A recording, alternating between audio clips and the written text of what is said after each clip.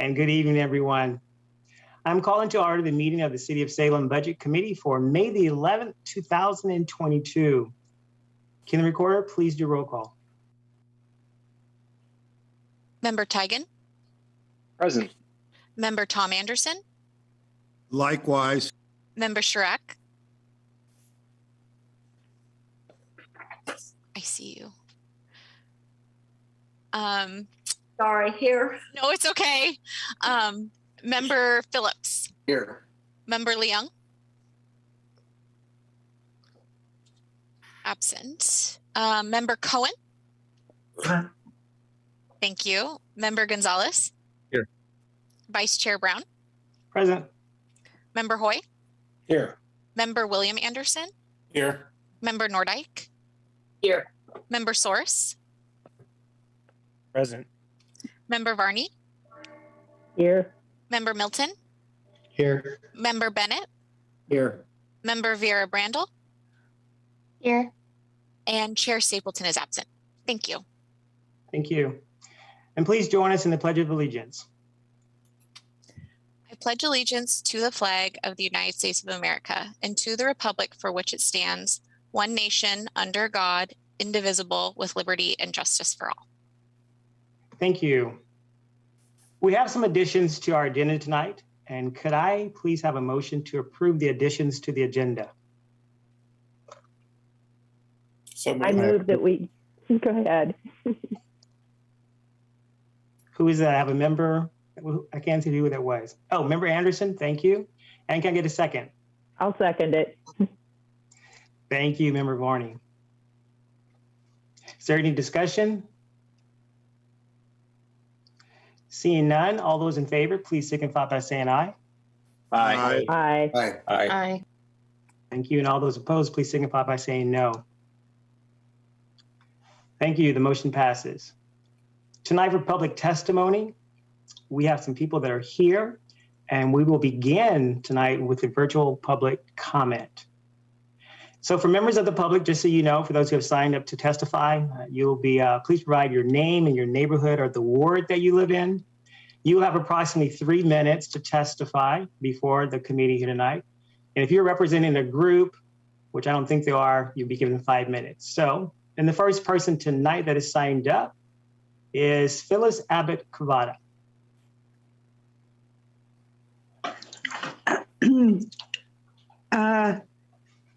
Hi, my name is Phyllis Abbott Cavota, and I'm here this evening to testify about the need for speed humps.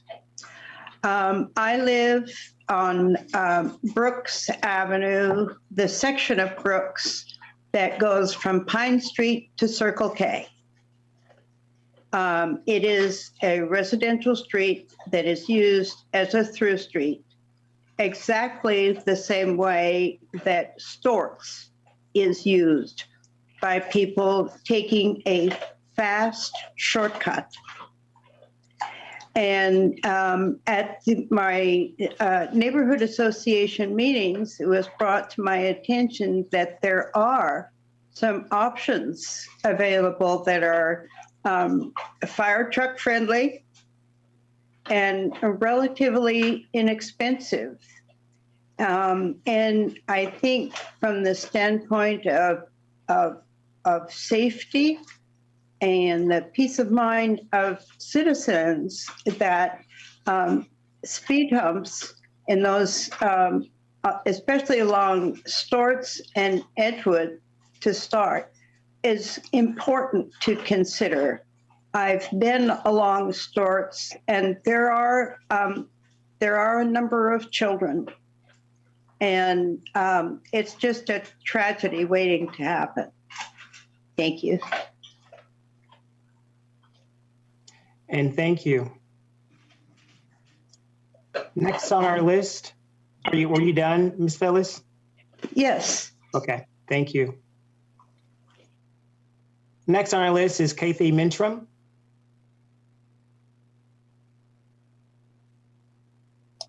Is she here? Yes, I am. Hello, this Hello. is Bayard Mintrum. How are you? Very I well. hope everybody's doing well at this time that COVID's coming back again. Anyway, I wanted to testify because, like Phyllis said, first of all, I should say that I am a member, a secretary/park chair of Northgate Neighborhood Association, and we have been dealing with this speed bump issue for a long time. Last summer, one of our board members went around getting petitioned on Storts Avenue because he felt like some of these speedsters, you know, as the police, we don't have enough of them to patrol around. These drivers go very fast, and it's very dangerous if a little kid or somebody pops out, or even a dog, whatever, they'd be killed instantly. So we're just afraid that, you know, something like that could happen. So far, so good, but it could happen. So we are just asking for certain streets in the beginning, if it's very expensive, and later on, more parts of, you know, like Storts, like she said, her part, I forget which street, but, and 31st and Edgewood, they all have little children I know of. So would you please consider putting aside some part of the money and giving, you know, everybody this is necessary. I believe it's necessary for everybody's peace of mind to install the speed bumps that we have been talking about for a very long time. It's just not, you know, it was even before the infrastructure bond measure that came along.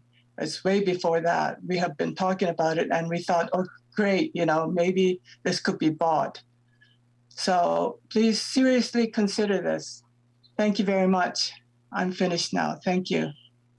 Thank you for sharing your testimony. Next, we have Jesus Cruz. Can you hear me? Yes, we can. Okay, my name is Jesus Cruz. I belong to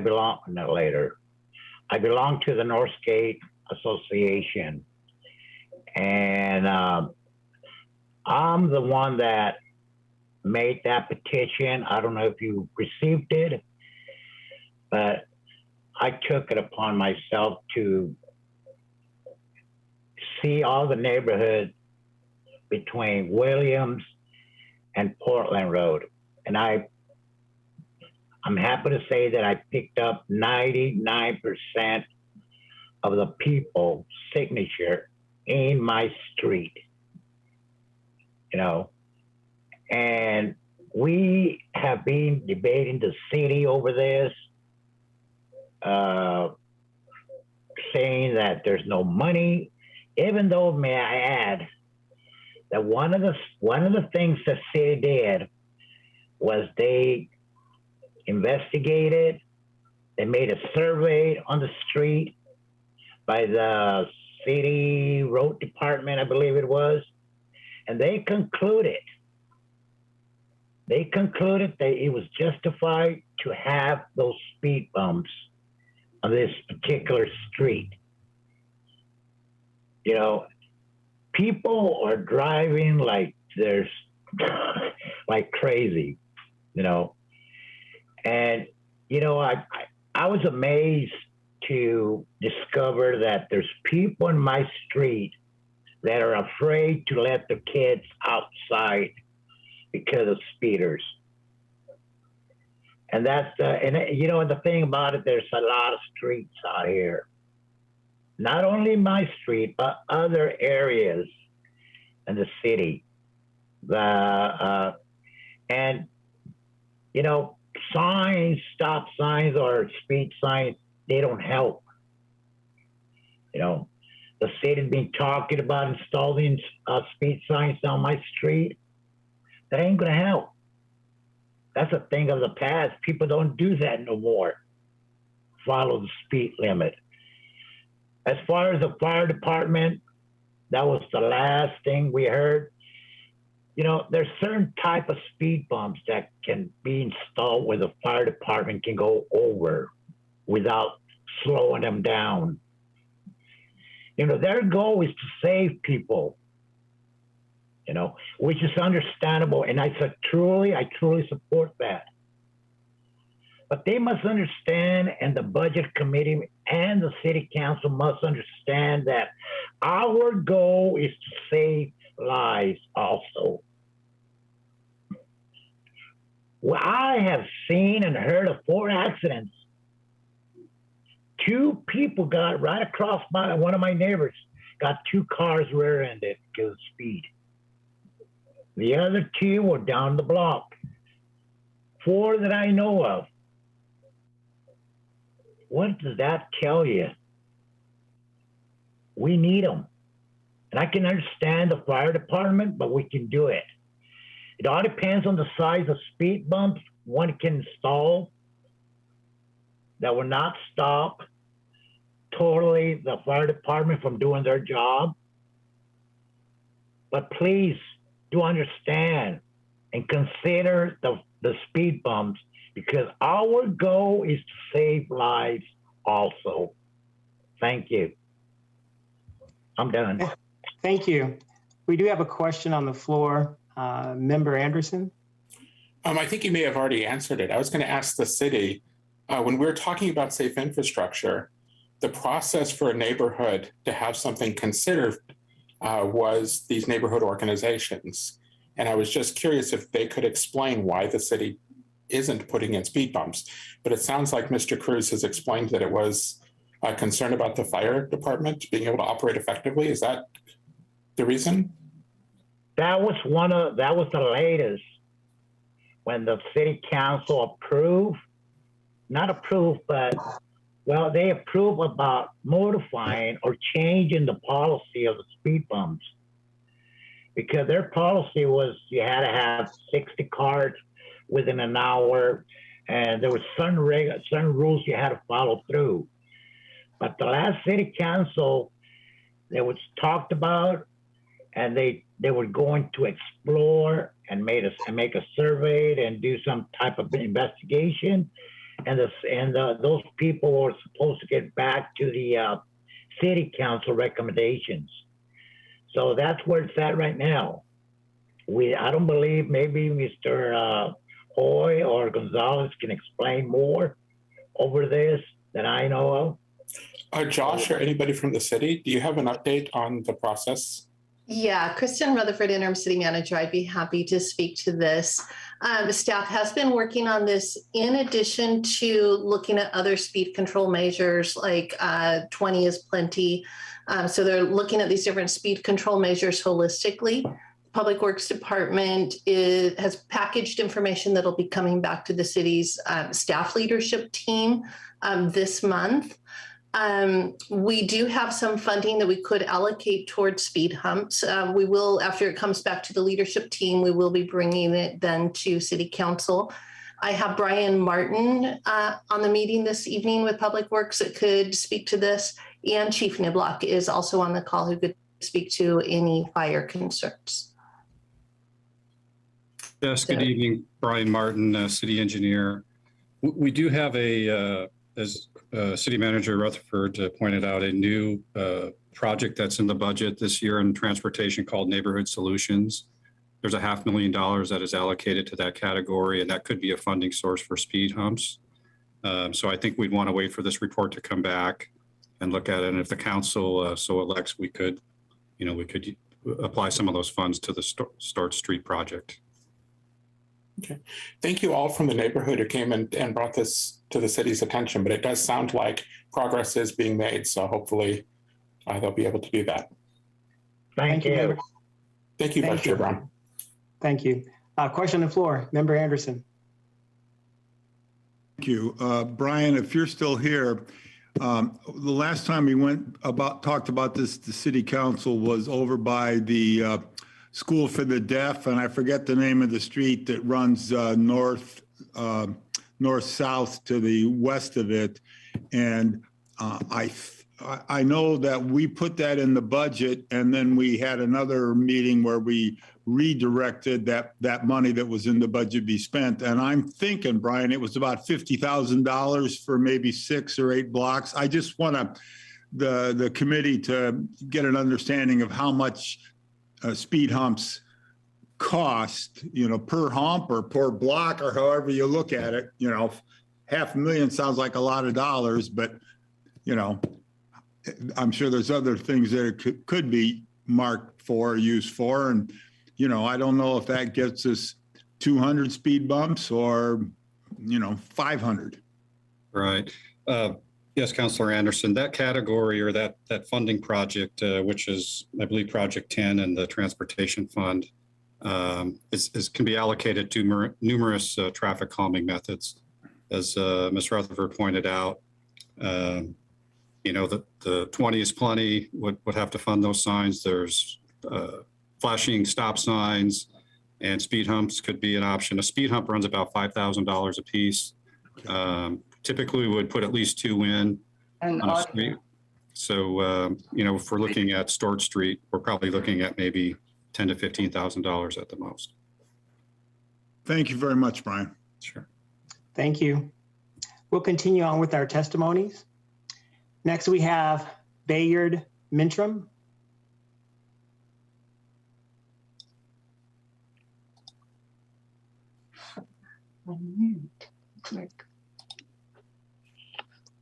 Good evening. I'm Bayard Mintrum, Chairman of Northgate Neighborhood Association, and I'm also concerned about the speed bump issue. And it's already been brought up, of course, but part of the issue is we have children playing and they're afraid. And we even had speeders run into parked cars. They're going so fast. They go 50 miles an hour, some of them. They come around the corner from Williams to Storts and just jam on the speed. And a lot of trucks, semis, all kinds of trucks are cutting through here to get a shortcut through Portland Road. And a lot of them are speeding. The city put up one speed sign at 25 miles an hour, but it didn't help at all. And we're not sure reducing it to 20 is going to make any difference. We'd rather spend the money on the speed bumps than that, because they're ignoring 25. I think they'll ignore the 20-mile-an-hour speed bumps. It's really a safety issue. I know, there's other things to spend it on, but in our mind, it is a very dangerous situation, and lives are at stake, and it's not going to last forever. That we're lucky that we haven't had any accidents or any deaths because the way people are speeding.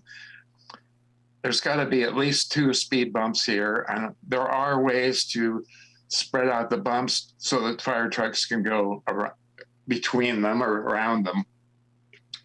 So please put some of the money into the budget, as there's lots of money apparently going to bike lanes, which there are some that need bike lanes because of hazardous directions, but there's not that much money to spend, and speed bumps aren't that expensive, but it's going to save a lot of lives. I appreciate your listening. Thank you.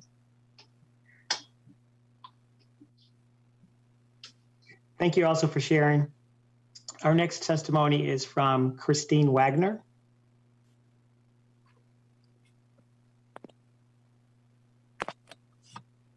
Hi, I'm Christine Wagner, and I live in Northgate neighborhood. I live on Edgewood, and I moved there in 2019, and it's progressively gotten worse.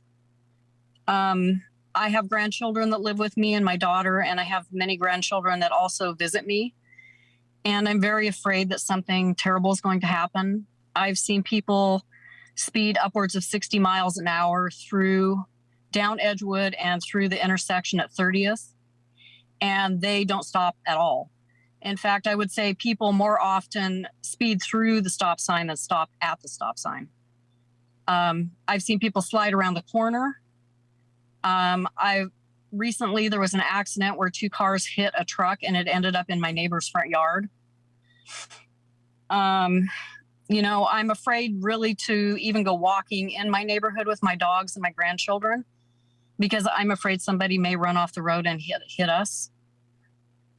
I mean, having signs for speed is important, but I don't think people really pay any attention to it because honestly, they're not even paying attention to the stop signs at all.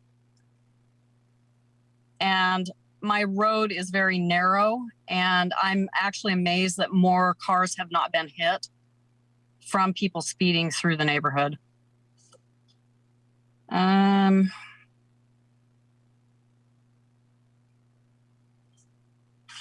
Honestly, I'm just very concerned that someone's going to get hurt. My grandchildren could get hurt, or any number of other children in the neighborhood. So I would really appreciate seeing some sort of device to stop people from going so fast. And that's all I have to say, honestly. Thank you for sharing, Christine. Thank you. Question on the floor, Member Cohen. Thank you, Chair Brown. I was wondering if we could possibly hear from Chief Womack if he's on the call to maybe talk about, without giving away police strategy or understanding that resources are limited, of course, of just ways in which the police are dealing with speeders in town, maybe specifically on Portland Road or in that neighborhood association. Thank you. Yes, Chief here. Appreciate that. Thank you for the question, Dr. Brown, if I may. Chief Womack, speed is an issue in various areas of the city, and for us, it comes down to primarily a staffing issue. I think I've talked about this a bit before. We currently have 7 officers assigned to our traffic team. And what we've seen happen more recently is as injury collisions have increased, especially some of the more significant collisions that we've heard of recently, they take a considerable amount of time to investigate. And so the more serious collisions you have, it draws those officers, those traffic officers out of the field to follow up and do the investigations on those crashes. And they're unable to do the proactive speed enforcement that we'd like to do in areas where we're receiving complaints or that we have data or collisions are actually increasing. So it turns into a bit of a downward spiral. The more crashes you have, the less time you have to do enforcement, and it kind of compounds on itself. So one of the cases that I've been making is, for as far as our overall need for staffing, is definitely some staffing resources to dedicate to traffic enforcement. Now, of course, enforcement isn't the only answer to the problem.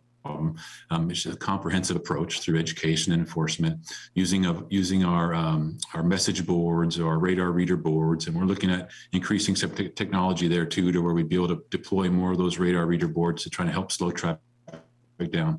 But truly, at this point, it's primarily about our staffing, our inability to dedicate resources to do that selective enforcement that's needed.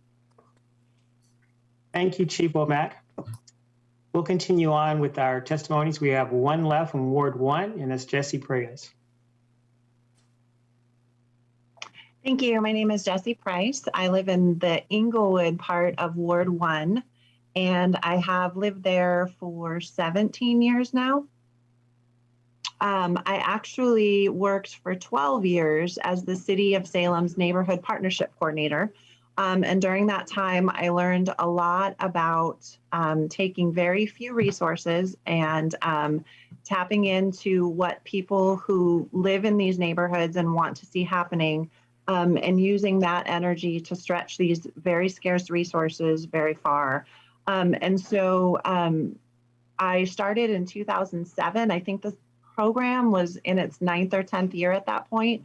And so in addition to supporting the 18 neighborhood associations, the city also used to collaborate with 2 neighborhood areas on neighborhood strengthening types of activities. But the beauty of it was, in terms of a budgetary standpoint, was that it was what neighbors wanted to see happening where they lived. And so it was taking the problems, for example, the speeding in Northgate, and figuring out, understanding that we didn't have the resources we needed to do what we wanted to do about this issue, but what could we do with people who wanted to do something about it? And I forget what the budget was. I don't have those numbers off the top of my head anymore, but we got, I don't know, a couple $1,000s per area per year from the city, and the rest of that was all leverage resources. We took volunteer hours. We took other stakeholders that were interested in seeing something happen about whatever the issue was and connecting those people. Oftentimes there were people that were working on these issues, but they were working independently from one another. And so to have the impact of connecting them was huge. And we didn't always solve the issues, but we definitely gave people an outlet to do something about it, to make some progress. And so when I started this, I didn't know a whole lot about neighborhood engagement and community building. But I learned over the course of the 12 years that listening to what people saw as the issues in their area and giving them a voice and giving them a forward motion. And sometimes it wasn't fast enough. Sometimes we didn't solve all of the problems. But I really enjoyed getting to work with people who recognized the issues and wanted to do something about it. And so during the course of my 12 years, we actually formed 4 partnership teams. And so the neighborhood associations were involved, but this was more about connecting the partners and pooling the resources. And so South Salem Connect, North Neighbors, Community and Partners of East Salem, and the Edgewater Partnership. And I believe it was in 2020, I left in 2019, but in 2020, the city cut that program, or the city's involvement in it. Yes, you have your time. Oh, so sorry. Okay.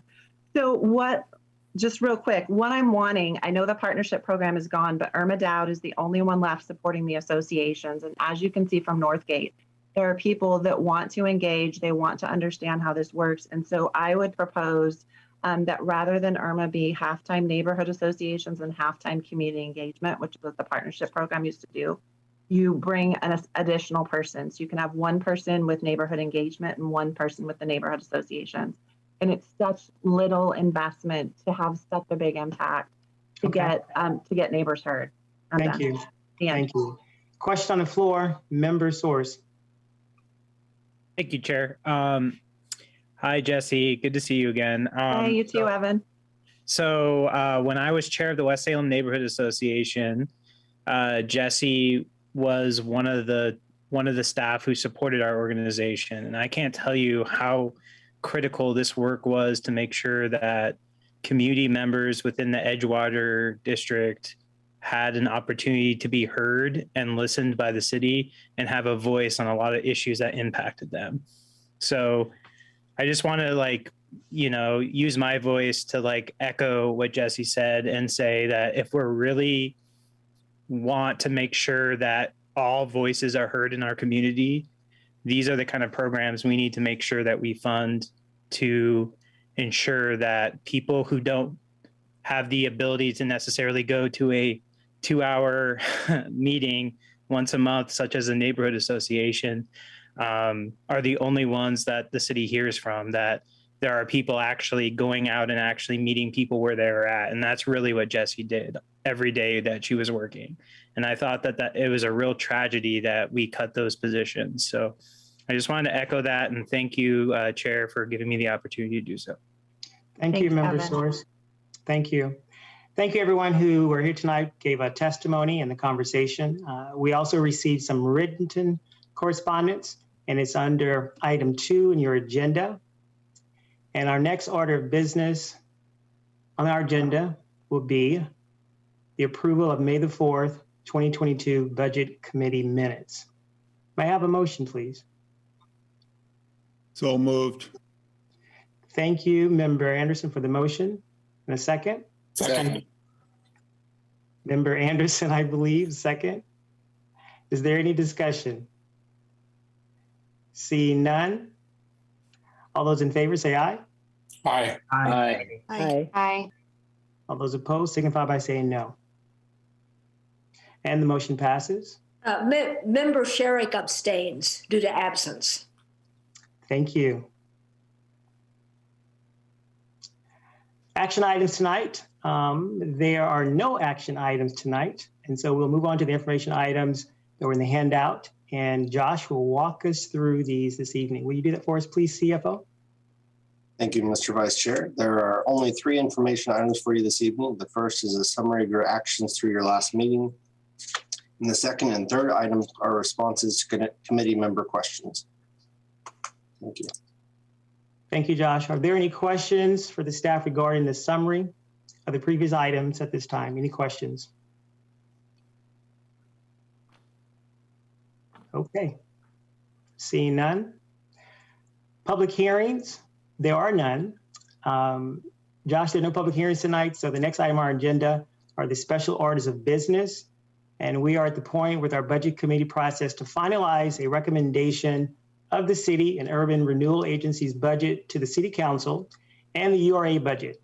To aid in this process, Josh will walk us through each one of the service area, one at a time, and we'll have a motion after each one. CFO?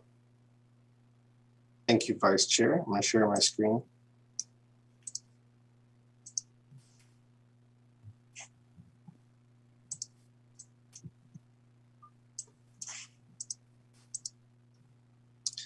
I've listed the 4 main tasks for the committee this evening on this slide. The first is the approval of the property tax levy for the Urban Renewal Agency, followed by deliberations and recommendation of the URA agency budget. The third item is approval of the City of Salem property tax levies, followed by deliberations and recommendation of the City of Salem budget. The first special order of business this evening is the approval of the Salem Urban Renewal Agency property tax levy. Oregon local budget law requires the budget committee to separately specify the ad valorem property taxes for the Urban Renewal Agency and the City of Salem. Staff recommends that the budget committee approve the Salem Urban Renewal Agency estimated ad valorem property taxes. Thank you. Is there any discussion? Seeing none. Sorry. We do have some questions on the floor. Questions on the floor? Member Bennett. I didn't have a question, Mr. Chair. I was just going to move the budget, move the levy rather. And member, thank you, sir. Member Anderson, was there a question from you? I just had a quick clarification question. So is the property tax only applied to homes within the Urban Renewal District?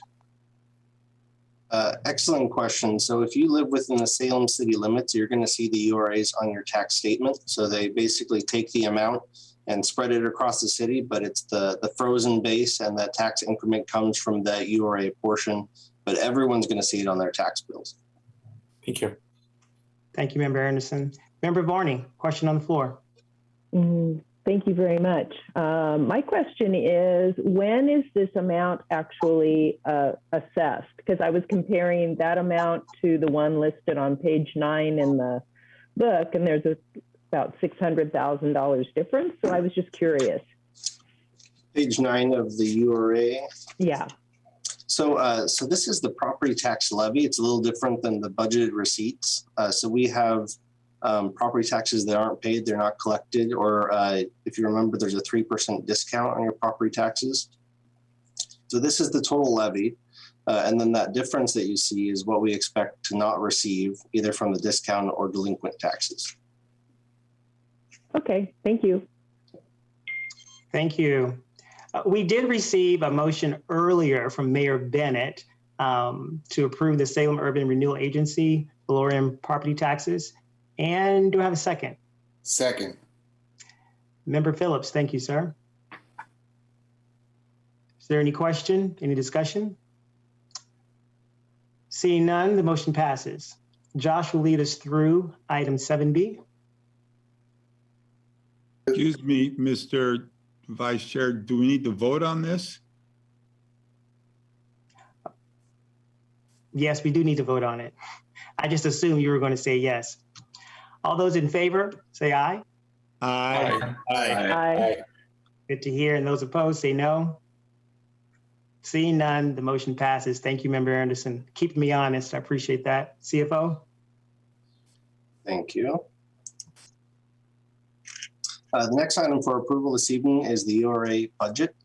The budget was discussed with the committee at its April 27th meeting. The URA has a total of 7 active areas that are still collecting increment, and 8 of them are expending on projects in their areas. The majority of the expenses in the URA budget are for improvements such as economic development, capital infrastructure improvements, and project coordination support. Expenditures in each URA are determined by individual URA plans as approved by the agency board. Staff recommends the approval and recommendation of the URA agency executive director's proposed budget. Thank you. May I have a motion to approve the Salem Urban Renewal Agency's FY 2023 budget? So moved. Thank you, Member Anderson. And can I get a second? Second. Thank you, Member Sharrock. Is there any discussion? Seeing none, all in favor say aye. Aye. Aye. Aye. Aye. Those opposed say aye. I don't think that's for us. That's someone else's line. All those opposed say no. Seeing none, the motion passes. And CFO will now walk us through 7C. Thank you, Vice Chair. Next is the approval of City of Salem property tax levies. As with the URA, Oregon local budget law requires the budget committee to separately specify the ad valorem property taxes for the URA and the City of Salem. Staff recommends that the budget committee approve the City of Salem estimated ad valorem property taxes for both the permanent rate and the general obligation debt levy. Thank you. And may I have a motion for the approval of the City of Salem's 2023 ad valorem property taxes? So moved. Thank you, Member Anderson. And may I have a second? Second. Thank you, Member Anderson. All those in favor say aye. Aye. Is there any discussion? Seeing none, those opposed, no. Seeing none, motion passes. And members, the final item this evening is the approval of the recommendation of the city budget. This approval is structured to happen by result, as has been presented by the city staff. And the first result area will be the good governance.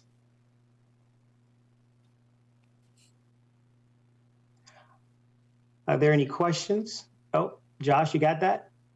I got it. So I have a slide for each result area just to remind everyone what's included in each area. The good governance result area contains most of the city's internal support service departments and divisions. These essential services ensure that the external facing departments and divisions like police, fire, code compliance, and public works run efficiently to deliver services that residents and businesses in Salem rely on. The result area is very much a similar budget to years past, with notable continuing projects such as the Civic Center improvements and the Customer Service Center and ongoing organizational alignment work. Thank you. Thank you, CFO. May I have a motion, please, to approve the City of Salem's 2023 Good Governance Result Area Budget? So moved. Thank you, Member Anderson. And can you have a second? Second. Thank you, Member Sharrock. The motion passes. The next area is to We have to vote. We have to vote. I'll do that. For some reason, I just want to move past it. My apologies.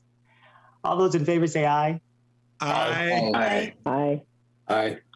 Those opposed say no. Seeing none, the motion passes. The next area to approve is the natural environment stewardship. The second result area for discussion and adoption is the natural environment results area. This portion of the city budget includes continued work with environmental education, monitoring, and compliance, as well as the climate action plan.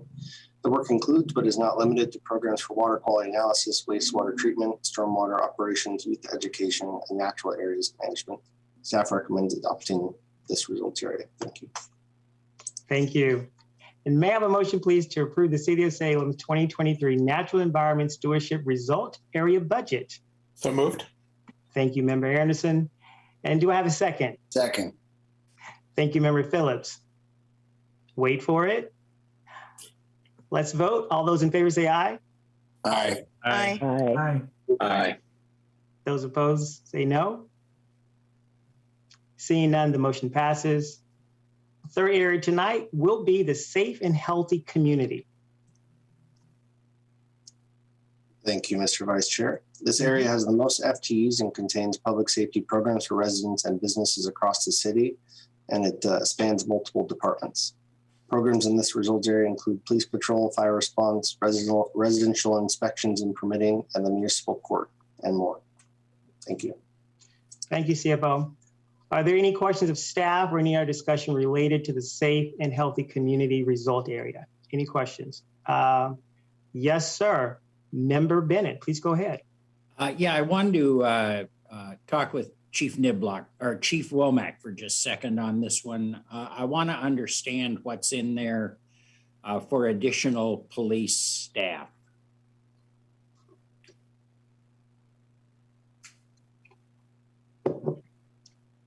I recalled something like 2, and I wanted to make sure I understood that's what's there, or is it more, or what? Yes, there's no significant additions to the police budget for staffing.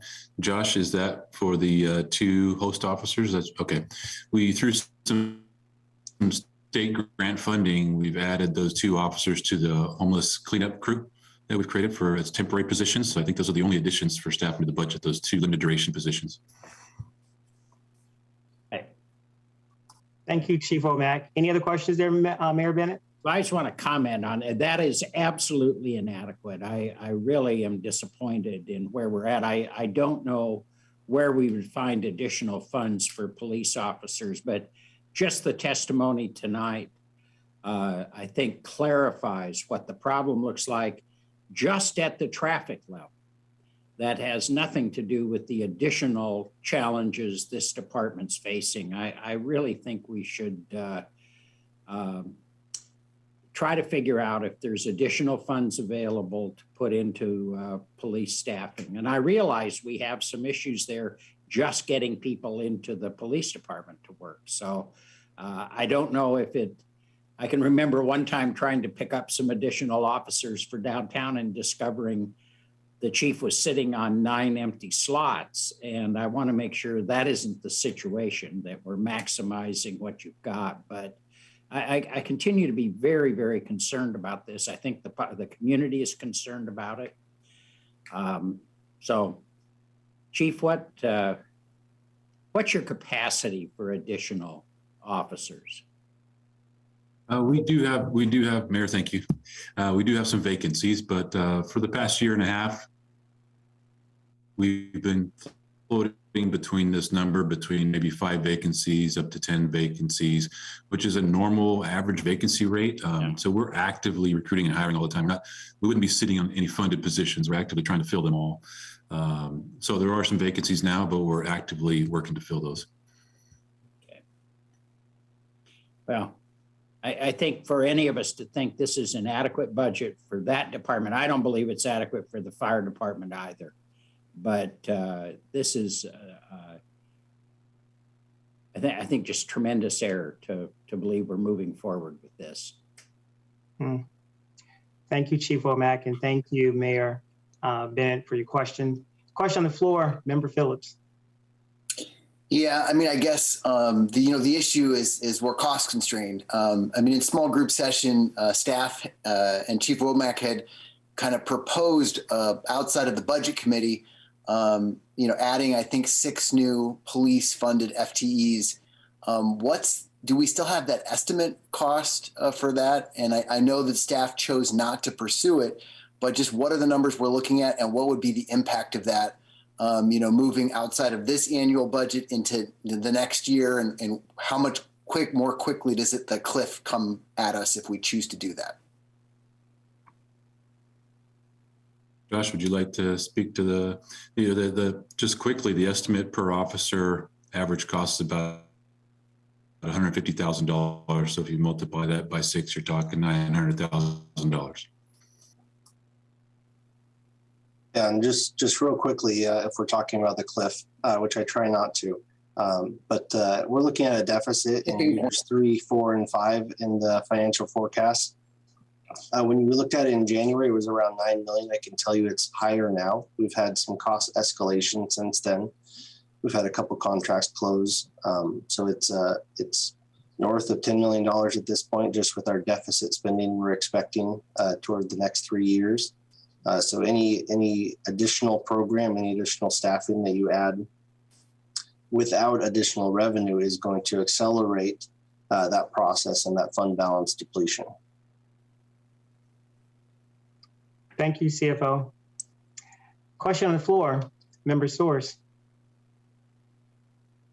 Thank you, Chair. My question for the police chief is again around traffic enforcement. And I think I heard him say that as we have less traffic enforcement, we become more reliant on those annoying traffic cameras. Is that the case? And if so, how much more reliant are we? Like, is there a conversation about developing more areas with traffic cameras, and what data kind of influences that? Sure, I appreciate that question. I wouldn't necessarily frame it that those two are directly connected in that way. The traffic camera program is part of our overall traffic safety program. They are effective, right? We've seen reductions in injury collisions at those intersections where those cameras exist. They're a bit problematic when we talk about expanding the program. And a couple of key points here. First of all, they're not revenue generators at all. If anything, the program's cost neutral. So they're not a way to generate revenue for the city to fund anything else. And secondly, the cameras, they have a staffing demand that come along with them. And so they're automated in the sense that they're electronic camera photo enforcement, but behind the scenes, there's staff that have to review and approve every single citation. And then there's court staff that have to process those citations as well. And so there's costs associated with the program that make it, again, not a revenue generator at all. It's more of a cost neutral. And then to add, we would have to increase staff in order to increase that program, which there are some additional problems there is how do you pay for those staff? So there are some restrictions on how much we can expand that program, but what we do have has proven effective. Look, thank you. I guess if I can share real quick, I'm also not satisfied with the level of police in this budget. I think there's gaps. But I go back to what Councillor Phillips said around, there's gaps in a lot of parts of our service that we're providing to the people of Salem. And so I would just echo the need for revenue and hope that, our leadership can be courageous and can think of some cool, innovative ideas to find that revenue so we can adequately fund the services in our community. Thank you. Thank you, Member Source. Question on the floor, Member Varney. Thank you, Vice Chair Brown. I echo what the other members have said. We're revenue strapped, but we definitely need more officers. I don't even know if 6 would be enough. When I'm in neighborhoods and talking to folks, safety is a big issue, and it's not just traffic safety. It's people don't feel safe in their neighborhoods and other places when they're in the city. And so I really feel it should be a priority. I don't know how we're going to make this work out, and I don't know, but I think this is a conversation that we have to continue. So thank you. Thank you, Member Varney. Question on the floor, Member Milton. Yeah, hey, my question might be more towards Josh in the sense of, if I was to nay to this budget, not because I echo what everybody else is saying, if I was to nay to the budget, it's not because I'm not for the budget. I feel the budget should be higher than this for this particular situation. Is there a way to note that my nay is not for to be less than, but to actually show that I feel that should be higher to support the initiatives we're trying to go for here? Because I know we keep seeing the cliff year over year, and it's like I've been on the budget for 6 years now. This conversation just is the same old conversation over and over, and it's frustrating. It's frustrating that we cannot uncover funds, or we can't seem to get these problems fixed. And it's the first time I thought, you know what, I want to nay to this, but is it the right nay for this situation? Just a couple logistical considerations for a nay vote. We do have to recommend a budget to the city council, and we do have to pay people starting July 1st. If we don't have a budget at that point, we don't have the authority to spend money. So just that point, it takes 10 votes of the committee to pass the budget. It's the governing body plus one, so it takes 10 total member votes to pass the budget. You know, a no vote is just a no vote. You can definitely, there's the video record, but you know, that's how it would look. And then just real quick to your comment about it looks the same. It looks the same because of different actions, right? So the you know, the budget committee several years ago recommended the Sustainable Service Revenue Task Force. You know, the operations fee came out of that. We'd be having a very different conversation without the operations fee. And actually that conversation would have probably happened a couple of years ago at this point. So it's kind of that self-correcting mechanism when you have a financial forecast and a general fund that's so constrained. You're always going to spend right to the edge to make sure you're not holding more dollars than you need to. But if something changes, costs continue to escalate at a faster pace, you're going to find yourself in that same situation until you have a sustainable revenue source that grows at a pace that can keep up with the expenses. Thank you, CFO. Question on the floor, Member William Anderson. Okay, I would echo the mayor and others' comments. I think this budget is woefully inadequate as far as the police department and as well as fire. And when I think of a budget, I think it's more than just numbers and dollars and cents. A budget really is a statement of our priorities. It's what is important to us. And there's an old saying that we store our treasure where our heart is.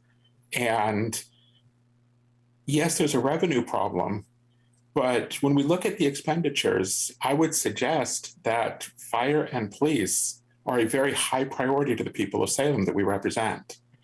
And so I think that as the budget is being put together, really giving consideration that while we care about all the things the city does, is the money being spent? And I agree that we do need more revenue, but is the money being spent where the people's priorities are if the fire and the police aren't getting adequate funding? And Chief Womack, if I understood him correctly, commented that there was some talk about 6 additional police officers. And I agree with, I believe it was Member Varney, who said that, you know, that's not enough, but at least it would be some progress. And, you know, this is my 4th year on the budget committee, and every year this, you know, this has been talked about.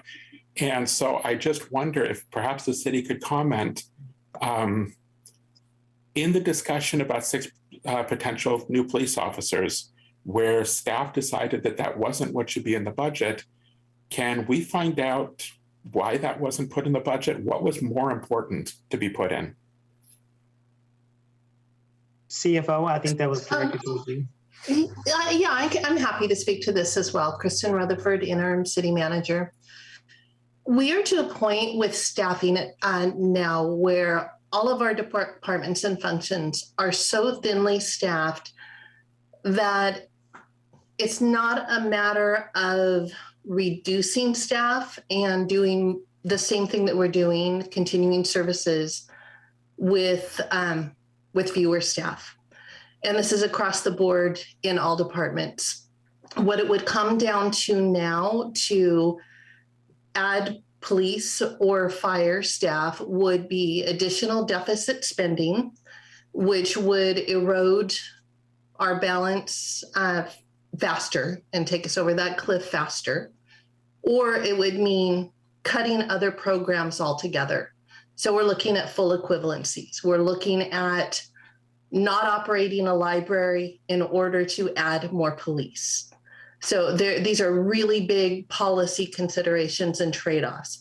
And this is why we came forward with a recommendation that would be a status quo budget to not full-scale eliminate certain programs or services, but to continue at the level we are until we have an opportunity to come back in a year with revenue options.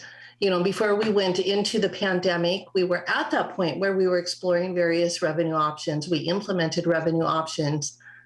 The pandemic, in some regards, financially benefited the community by bringing a significant amount of one-time funding that has allowed us to not dip into the reserves faster, but we've also stood up new programs using those one-time funds, new programs and services particularly tied to serving our unsheltered community that we can continue to serve for another 2 or 3 years. And those are priorities that have been articulated by the community very strongly over the last few years.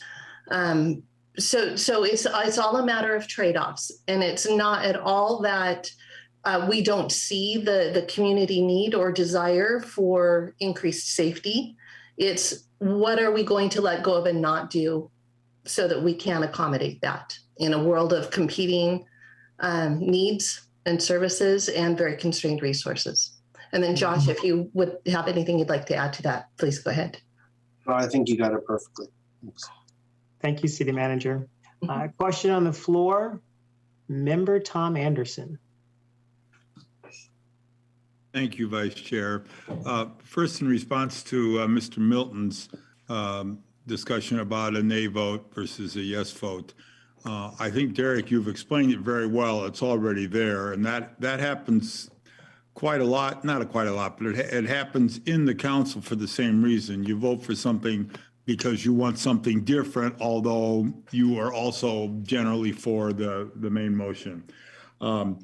You know, I agree with everybody else, including the staff. This is a hard choice we have to make every year, and I will point out a couple things. You know, I'm the chair of the Finance Committee, and we have pretty much just put on hold any discussion, any new revenues, waiting for the bond measure, which has to pass in November.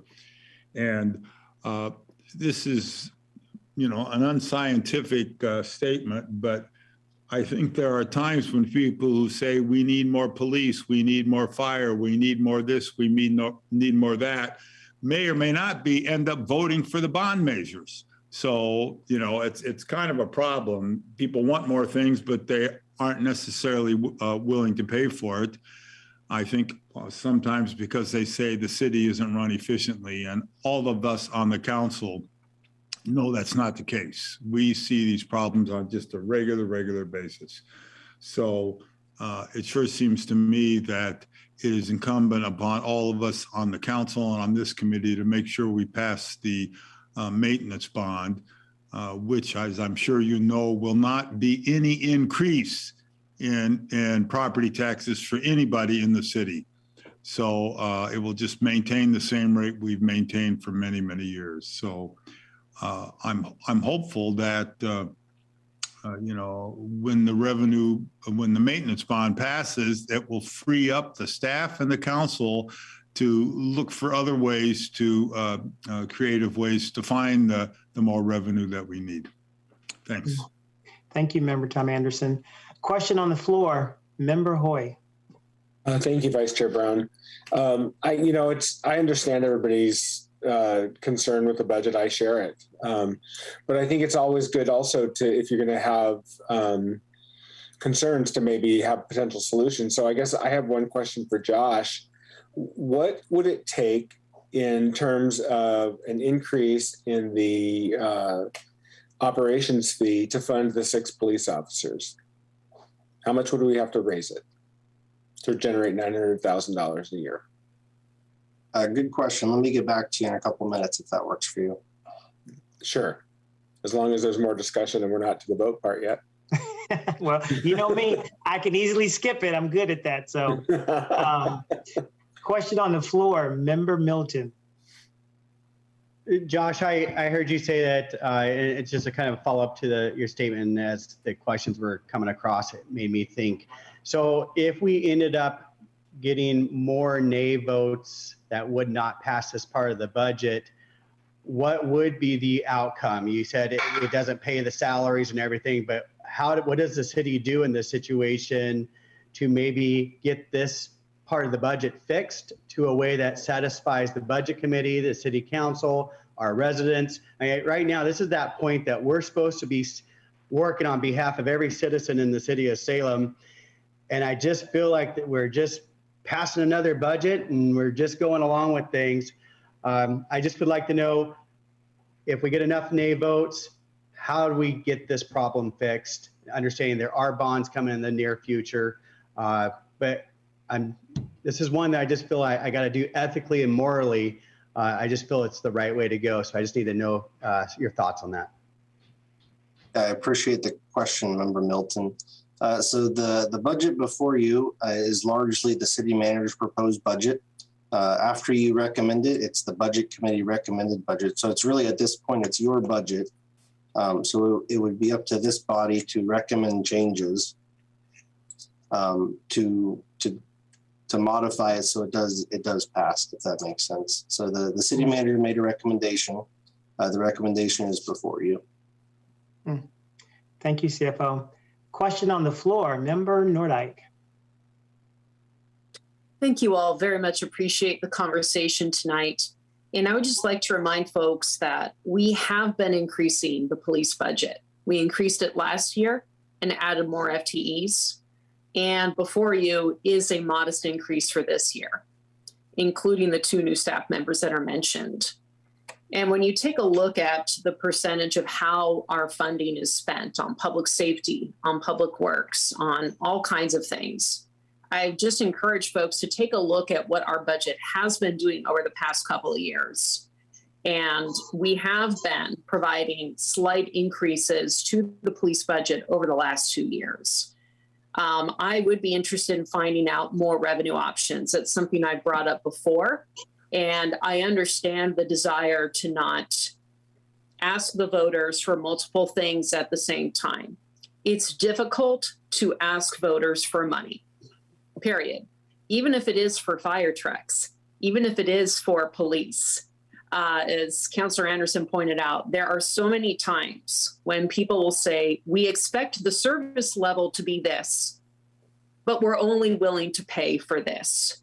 So I think there could be a time and place to increase the revenue, increase the budget, for a variety of different departments.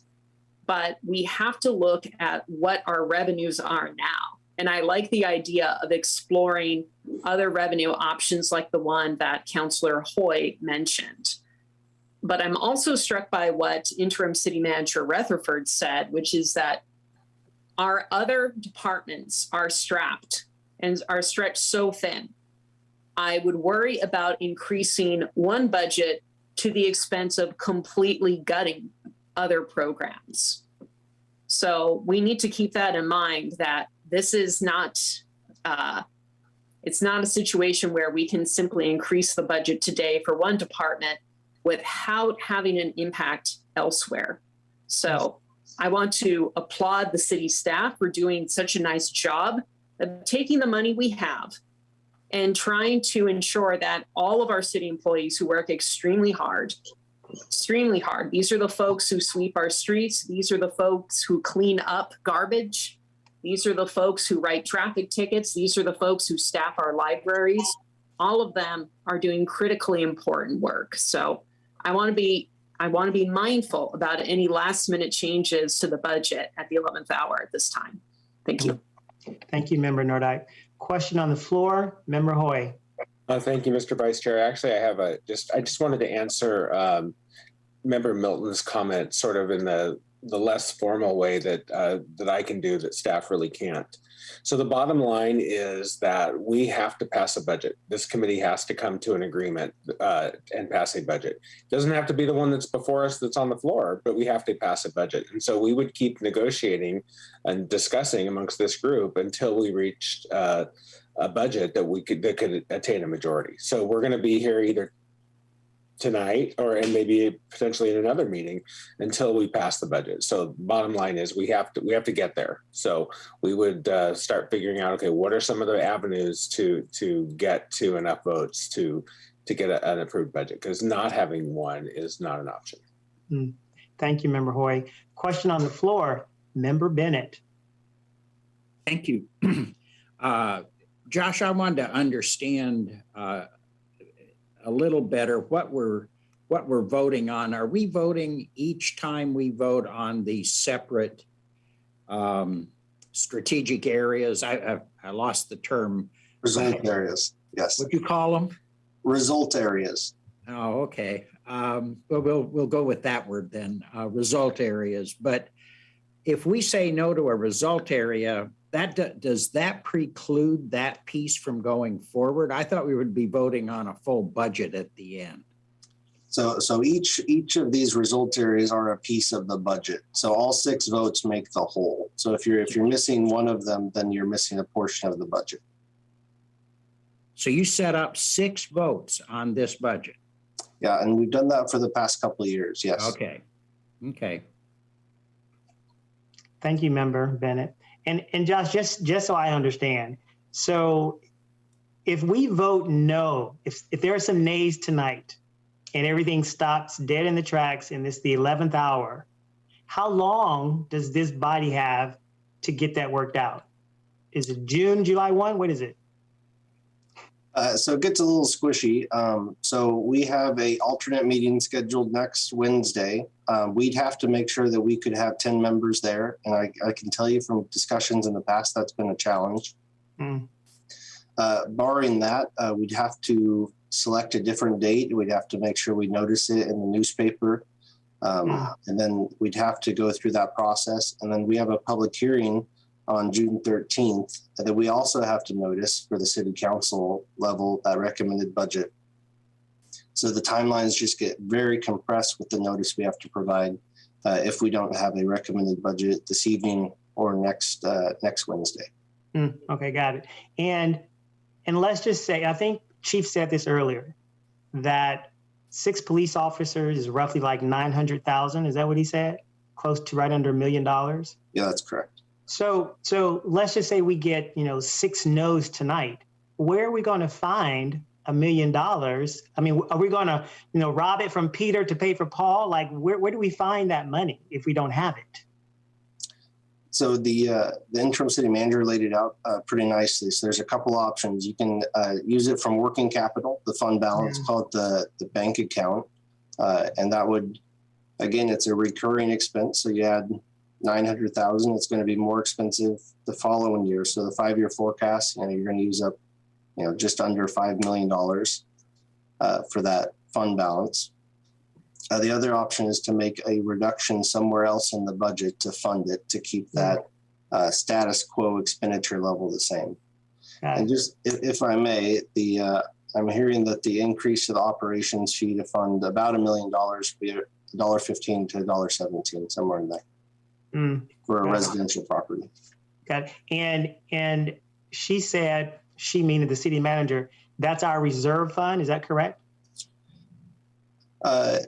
In a way. So it's so just like you, when you're paying your expenses at home, you get a paycheck at certain periods and you have to plan out to make sure you have liquid dollars in the bank account for when the bills come due.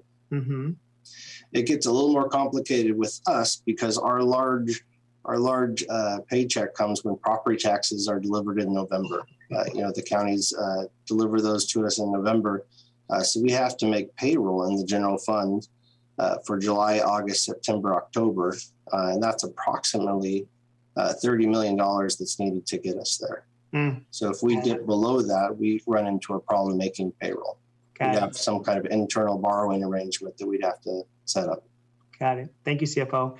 Question on the floor, Member Sherrod. Thank you, Vice Chair Brown. I'm inclined to vote yes for this budget. Even philosophically, I would support an increase in the operations fee, but I'm really concerned about the timing. When council has to adopt this budget at the very end of June, in the newspaper, generally being, word of mouth being talked about, will be this fee increase.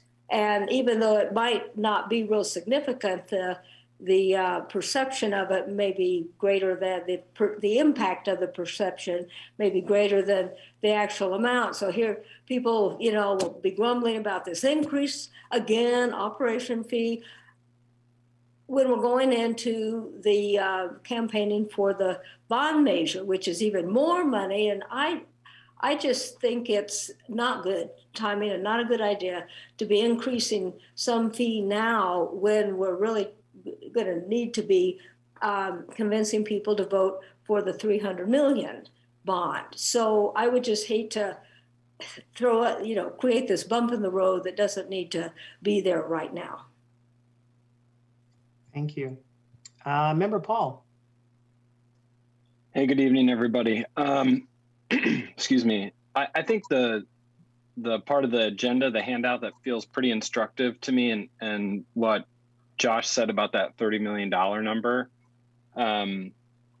in the agenda items, I'm looking at the second to the last page, which is table 1, the City of Salem budget, all funds, fiscal year 23.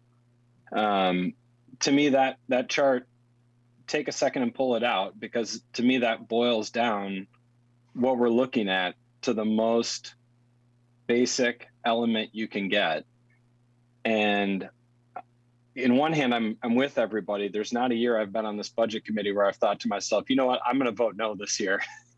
Just to say, look, I wish this situation was different, but I don't always love my own budget either. And when I see this, the line 101, our general fund, the unappropriated ending balance for fiscal year 23 is $29 million. And I understand that to be that working capital fund. That is essentially the checking account. And Josh, you can correct me if I'm wrong. But if that number needs to be about $30 million, when we start picking things out that we want to add to our budget without taking it from somewhere else, that's the number that's going to get smaller and smaller. And the closer and closer it gets to zero, the worse and worse of a job we've done as a budget committee. And in my mind, this feels like impetus to get the band back together and put together another sustainable revenue committee in the next year. That's council's decision. And like we did a couple of years ago, we could make that recommendation from the budget committee. I'm not sure they're going to come up with more magic. I don't know what the sustainable revenue is that we didn't think of the last time. But when I look at that number, and if that starts to tick much below $30 million, that makes me pretty nervous. And I guess I'd open the floor to the staff to tell me where I'm wrong about how I'm seeing the situation. Thank you. We have another question on the floor. Member Drew Cohen. Thank you, Vice Chair. I just wanted to, I think it's helpful to kind of look back at where we are in the grand scheme of things, right? So everyone was doing good until COVID happened, and then we saw budgets. I'm a state budget employee, and we were talking about 20% cuts to our general fund, and that's like a third of personnel. And for big state agencies to small cities, everyone felt the pain. And we are still working our way through coming out of those periods of time. And so we are still coming out of this COVID deficit area. And right now, our citizens may be leery about increasing taxes, especially since inflation is so high. These are things that we need to consider if we really want to encourage revenue. We need to do it in a tasteful way that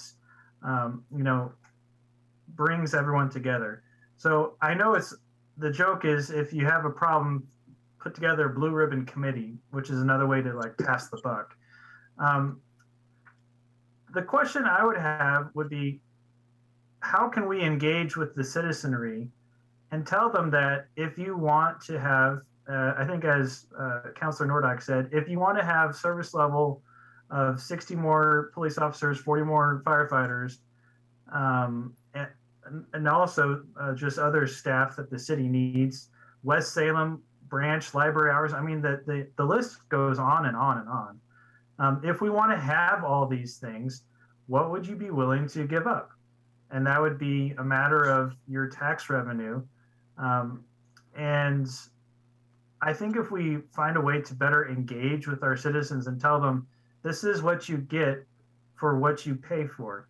And that would allow them to see that it's not just going to some, bureaucracy behind the wall. It's real people doing real things for us to make our city, thrive. And so I just wanted to, paint the picture for everybody to let everybody know that everyone is still coming out of this. And, I don't want to say the R word, but there's also the possibility of a recession in the next couple of years. And so we want to be very careful with, promising stuff with it not being fully solidified in the world that we're in right now. So that's what I have to say. Thanks. Thank you, Member Cohen. We have another question on the floor. Member William Anderson. Yes. Philosophically, I completely agree with the idea of doing a nay vote and thinking that this is inadequate. From a practical perspective, I think that right now this may be the best that we're going to get right now. I don't know if the Budget Committee can recommend or request of the City Council to consider an increase of the operations budget by the $1.15 to $1.17 that Josh was talking about, and consider the hiring expansion of 6 new officers. But I intend to vote yes, not because I think that this is adequate. I would certainly support an increase in the fund to be able to hire more police officers, but I don't want to cut the library and eliminate entire programs for it. Okay, thank you, Member Anderson. Next question on the floor is Member Nordyke. Member Nordyke, you are muted. I'm that guy.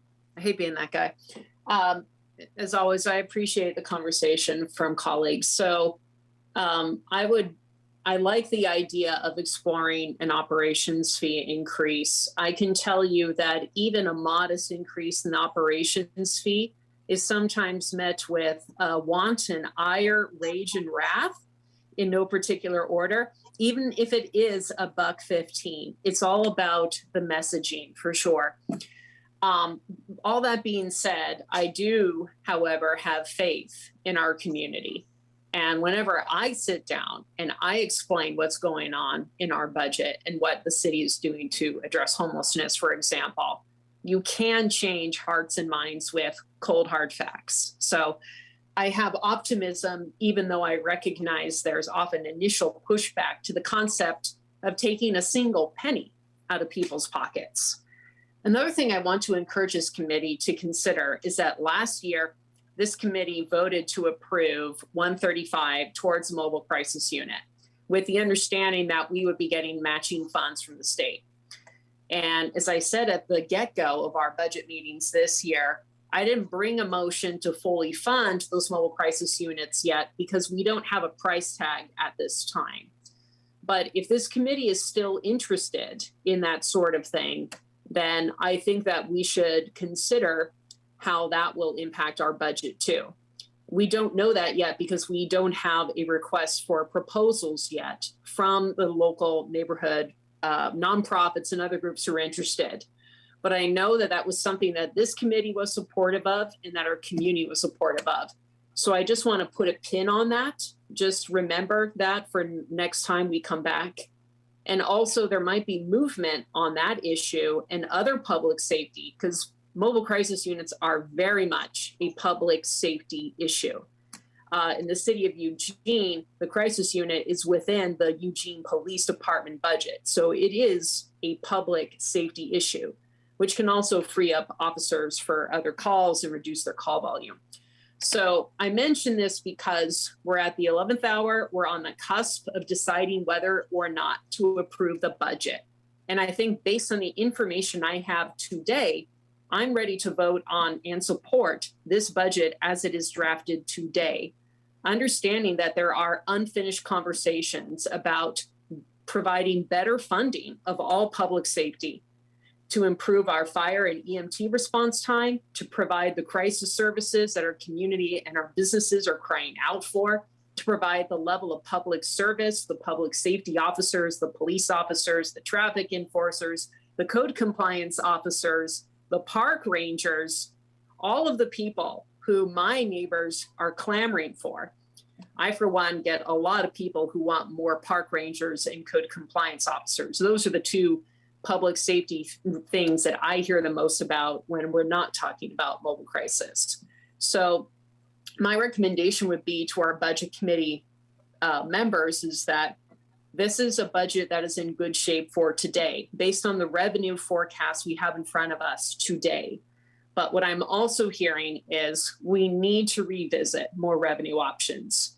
And that can go towards more police. It can go, we could craft an operations fee that would include both police as well as mobile crisis for that matter.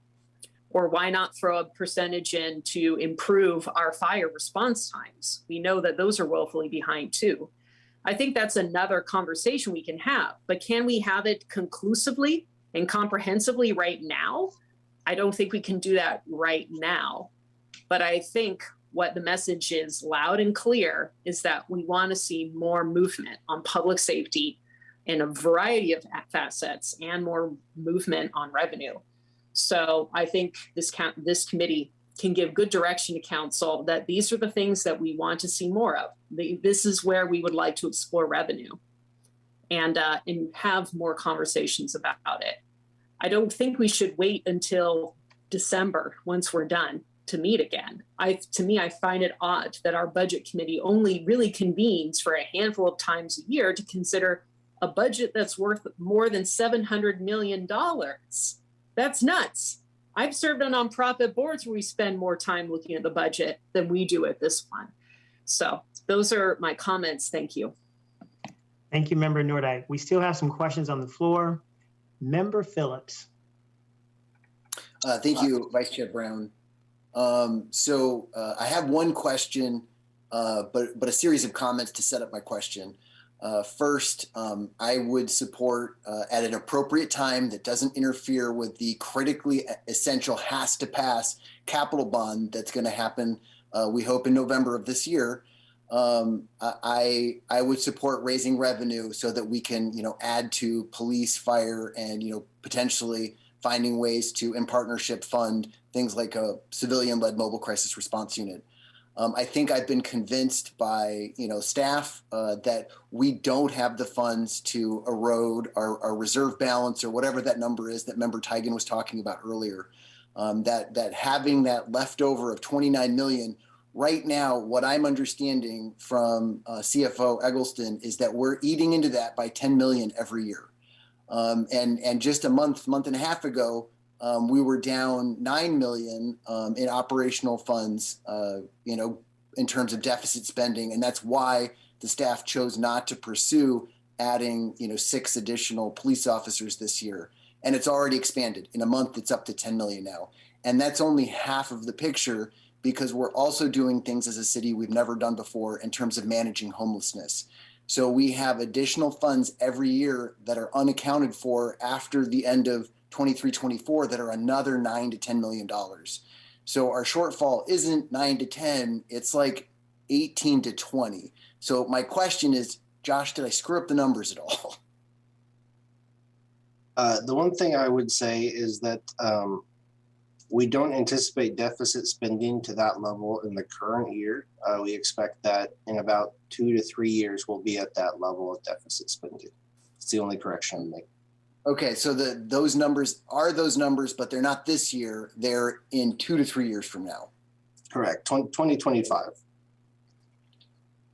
Is this like my follow-up is this order of magnitude? It feels different than what I've seen in like the 5 to 6 years that I've followed this closely. Is this different in order of magnitude, especially with the new management of homelessness that we haven't done previously? I think there's a lot of policy questions in that statement. The forecast is worse than it was. The picture is worse than before the previous revenue initiatives. The Sustainable Services Revenue Task Force was initiated. The use of fund balance is projected to be higher than it was when the operations fee was implemented, if that makes sense.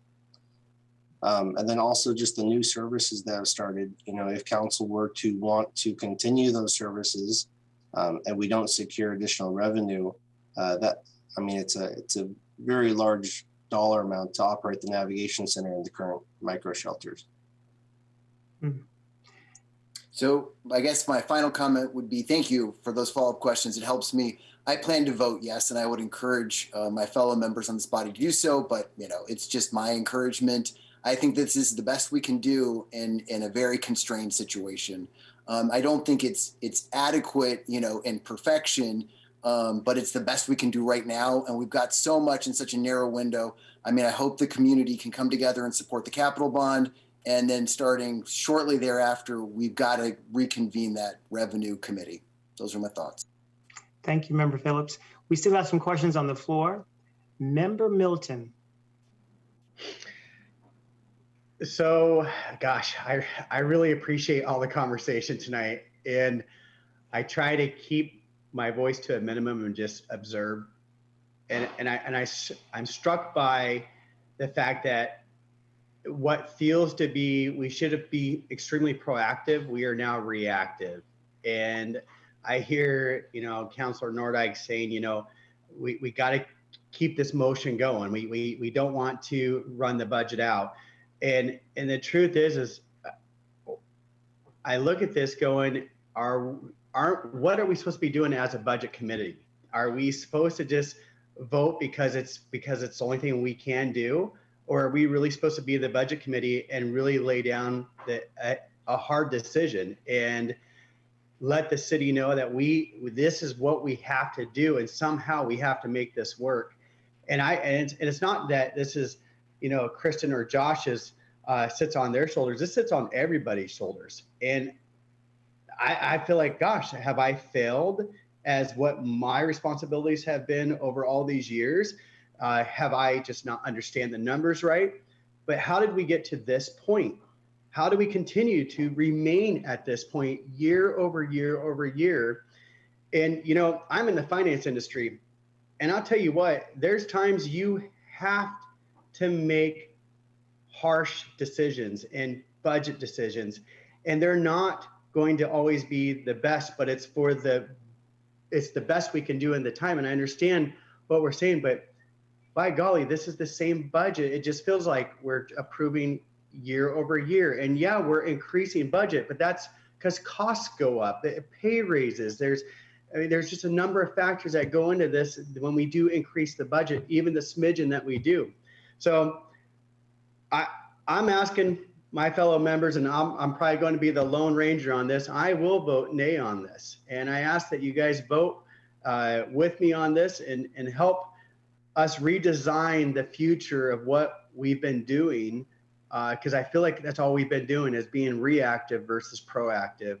And I think tonight could be that night to make a significant change. So thank you, everybody, for your time. I apologize I talked so much tonight. I'll be sure not to make this a habit going forward. Thank you, Member Milton. Question on the floor, Member Tigan. Well, I do want to acknowledge and thank Member Milton. We've been doing this for how about now? Can you hear me? Thank you. We've been doing this for 4 weeks. This is exactly what we're supposed to do. This is the deliberation. I don't feel bad about having a conversation. It takes a long time for the city to lay this out before the budget committee. Our job here is to have this conversation and make this recommendation to the city council. So to me, this conversation is really good. And I feel like the conversations we've had like this, even though we've been unanimous in our support of the budget in the past, we have made changes to it. Almost every year we make some change to the budget, however minor. I feel like these conversations help inform the city council about what that next step is needed. And I think conversations like this make sure that we've got delivering an eyes wide open look at what this budget could look like in a couple of years. And if we, a few years ago when we started, I think we had a firehouse that didn't have any firefighters in it. And we've got a library that barely has any librarians in it. And, we don't have a police station that's got as many police officers as it needs, and we don't even have rec centers in this city. And so it's just like, it's important to have this conversation. And if we I think we could give some counterfactuals that would be even more uncomfortable. What if we were sitting on $60 million because we raised so much in revenue and we're always afraid to spend it? You know, I don't think we'd be doing our job as a budget committee then, because at that point, the residents would be clamoring for services, and we'd say, "Oh, sorry, we got to have a bigger capital. We need more working capital. We can't fill up that library." So we're always going to be this close to the edge. The question is, are we meeting what the residents of the city want? And we're not. And so I think that's where we get pushed to revenue, not we got to cut or we have to redistribute, but we're not marrying up what people expect of the city. And I like being closer to the edge than sitting on a bunch of collected taxes and not providing services to the city. We're in the best situation for the money we've collected and are able to collect under a very restrictive state law. Thank you, Member Tigan. We still have a question on the floor. That will be Member Source. Thank you, Vice Chair. I think instead of a question, I just want to say a few things because I am not one of the electeds who are here, so I feel like I can. And I think there's a few things we need to get on the record. And one of them is because we're restricted by property tax limitations, billions have been taken out of this system, which has left not just our community, but every community in the state of Oregon trying to figure out how to provide services to our folks. And for a very long time in the city, it's felt like this city has worked for some people and not all people. And I feel like this body and the last couple of years has really tried to make sure that this government has worked for all Salem residents. And I actually think it would be the easy political thing to do to just give the positions, because we all understand that there is a need for public safety, but it would decimate a lot of other services that are absolutely critical for our community. So I just wanted to say that, and, you know, just really go back to what Jesse, you know, one of our community members said earlier about the positions that were in neighborhood services that really provided an opportunity and a voice for folks who don't get to come to these meetings, who don't get to go to city council meetings, who don't get to go to neighborhood association meetings, and we don't fund those positions anymore. And it's hard for me to talk to folks about what we're doing as a community when we're not doing the best we can to engage all voices in that conversation. So I would say that the budget is not in a great spot, but we are doing what we can, and I'm going to vote in favor because it's the best of what we can at this moment. So thank you. Thank you, Member Source. Before we move forward, Member Tigan, did you have another question? No, just left an old hand up. Thanks. Okay. So, seeing no questions, may I have a motion to approve the City of Salem FY 2023 Safe and Healthy Community Result Area Budget? I think we already have that motion on the floor. I just think we just need to vote now. I don't remember asking it, so I did see that. Member William Anderson, there's a motion. I'm just going to say so moved. Got it. Is there a second? Member Phillips, is there a second? Got it. All in favor, say aye. Aye. Aye. Aye. Those opposed, say no. No. For the record, Member Milton, that was a no from him. And there's also a no from Member Brown. Thank you. Motion passes. Motion does pass indeed. Our next area to approve is the safe, reliable, and efficient infrastructure and capital improvements. Thank you, Mr. Vice Chair. As you mentioned, safe, reliable, and efficient infrastructure area, which includes the construction funds budget. This area supports ongoing maintenance and improvement of critical infrastructure in the city, including streets and sidewalks, utilities like water and sewer, engineering and debt service. In alignment with previous years, this is the largest results area of the budget and provides for safe infrastructure for the community. Thank you. Thank you, CFO. Are there any questions of staff or any other questions related to the safe, reliable, and efficient infrastructure result area? Okay. May I have a motion to approve the City of Salem's FY 2023 Safe, Reliable, and Efficient Infrastructure Result Area and Capital Improvements Budgets? So moved. Second. So moved, Member Chirac, and second was William Anderson. Thank you. All in favor? Say aye. Aye. Aye. Are there any no's? Say no. And this motion passes. On the fifth area tonight is strong and diverse economy. CFO?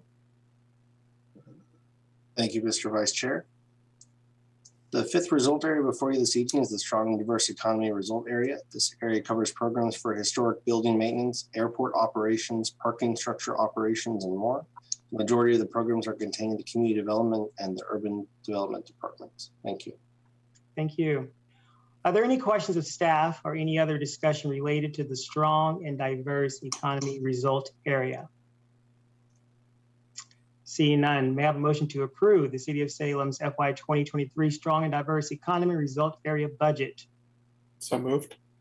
So Second. moved, Member Anderson, and second, I believe that was Member Phillips. All in favor, please respond by saying aye. Aye. Aye. Aye. There are any no's? No. Seeing none, this motion passes. And our sixth and final area for this year will be the welcoming and livable community. CFO? Thank you, Mr. Vice Chair. This area includes programs that make Salem a place to live and play with programs like public art, neighborhood association outreach, code compliance, parks, and more. The majority of these programs are funded from the general fund with little or no offsetting revenue. Ongoing investment in these programs provide a well-maintained city with access to recreation and cultural resources. Thank you. Thank you. Are there questions of the staff or any other discussion related to the welcoming and livable community result area? Seeing none, may I have a motion to approve? Dr. Brown, I have a question. I'm sorry, Member Source, go ahead. You're fine. So I just want to make sure, and I know this was late in the game, but is this where there would be an increase for those positions in neighborhood services? Yes, that's correct. That's where those programs live. So I just want to put a marker down for future conversations to make sure that we do everything we can once we find revenue and the budget is, amazing in the future, that we put a marker down and we adequately fund those services because they're critically important for a number of places in our community. Thank you. Thank you, Member Source. And just for a follow-up comment, CFO, when a member says what he just said, or any member says that we want to put a pin in this to come back and have a conversation, does that conversation necessarily mean that there are going to be funds that we found someplace that magically showed up? Or does that mean we're just going to have a conversation about it? In that particular instance, it would just mean a future conversation. It doesn't necessarily obligate or identify funds. Got it. Thank you. Question on the floor, Member Phillips. Yeah, this is actually a question I probably should have asked earlier, but I don't think that this is the right year given, the budget scarcities we've already discussed earlier. But if I could just get a question after today, my question is, how much would it cost to fund, that additional position, that FTE that Member Source was referencing? And then to piggyback on that, how much would it cost to provide neighborhood associations with an adequate fund to send out like a postcard to announce their annual meetings to increase communication citywide? Like how much would mailers cost to help communication? Thank you, Member Phillips. CFO? We don't have answers for you right now, but we can certainly get them back to you at a later date. Okay, thank you. Thank you. Thank you, sir. We still have a question on the floor. Member Bennett. Just a comment, Mr. Chair, to Councilor Phillips' suggestion, and really Evans as well, is this is just the kind of thing we can bring up in council as we conclude this and really make, I think we're allowed a certain like 10% shift in this entire budget. It gives us an opportunity to make these kind of changes. So that kind of recommendation and really any communication I think any of us get from the public or members of the budget committee are really helpful when we go into our deliberations as a council. And this is just the kind of thing that can be plugged in. So hang on to that. And so when Josh brings us the numbers, we'll want to hang on to those and work with them, I think. Thank you, Member Bennett. Question on the floor, Member Tigan.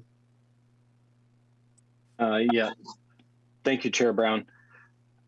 I guess I just want to share an idea here.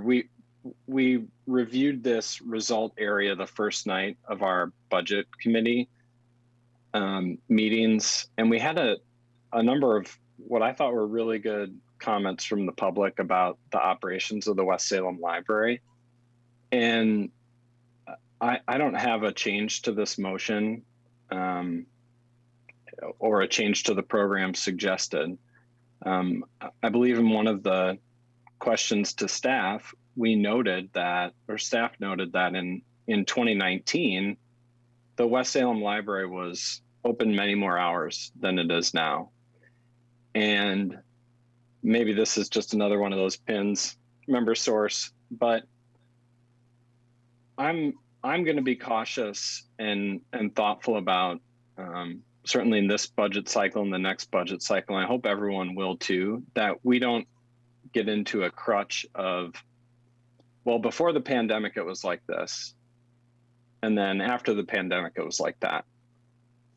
And somehow because of the pandemic, we don't fully staff libraries anymore. Or that's what people remember about the pandemic. And I mean, maybe it's because my kids are just a little bit older, but I used to go to the library a lot more than I do now. And I don't want that to be part of the legacy of the pandemic. But if the library is never open and if there isn't anyone there to staff it, that could be the pandemic the legacy of the pandemic we just backed our way into. And so I want that to be motivational to us as we work through the next couple budget cycles, because I've got a couple of years left of this, I think. And that we don't see the pandemic as something that changed the feel of this city in a way that we never reacted to. Thank you, Member Tigan. We still have a question on the floor. There'll be Member Phillips. Thank you, Vice Chair Brown. And this is, again, more of a comment.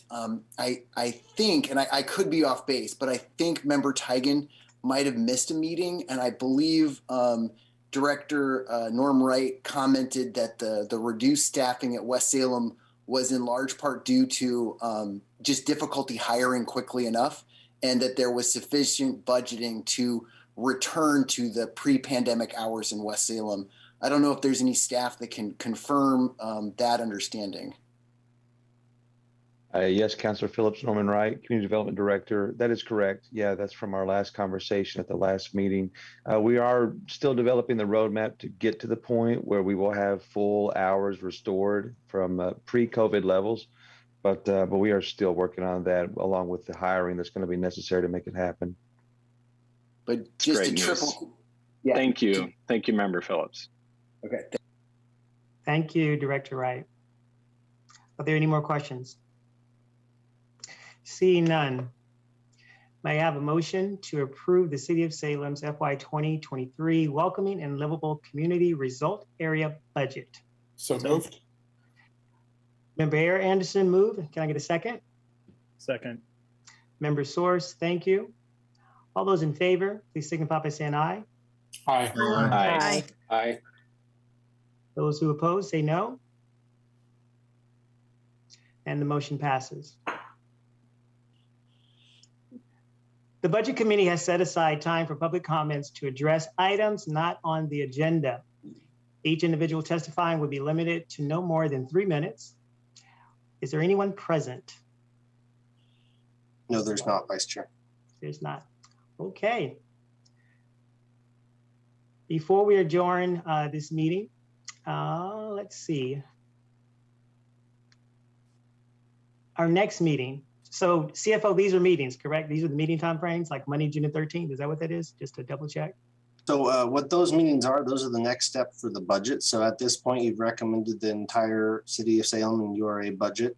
So the hearings for those budgets are on June 13th, and then the corresponding adoption after those hearings are on the 27th. And just a note for those public hearings, they are open public meetings. You're, as residents of Salem or anywhere else, you're welcome to come and testify at those to speak to the budget that you recommended.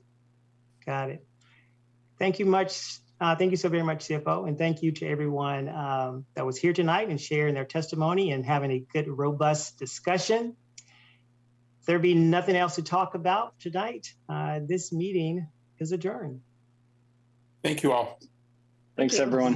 Thank you very much. Thanks, staff. Yes, thank you to the staff. Thank you.